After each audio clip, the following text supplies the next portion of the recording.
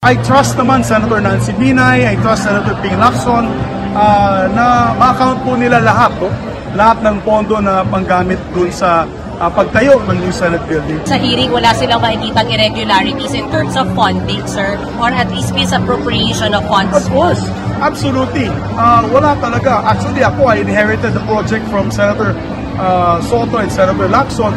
At si Senator Soto naman, at lalo-lalo si Senator Lacson, ay talagang stickler yan for accountability and transparency. So, pag-upo ko po bilang Senate President, sabi ko, kailangan transparent ito, kailangan ito po ay above board, wala po tayong pipirmahan dyan kung hindi po natin makikita yung saan galing itong mga materyales na ito. Dapat dumaan po sa tamang sistema, paraan, dumaan po sa procurement service law, at yan po ang aking of course, pinabuhay at pinagsabi sa ating Accounts Chair, Senator Nancy Binay. And I think she's done a great job. So, everything's above board. I'm hoping and appealing to Senator Jesus Escudero to make the inquiries as soon as possible para ituloy na po nila maibalik po nila ang schedule na mag-turnover ng ating new Senate bill.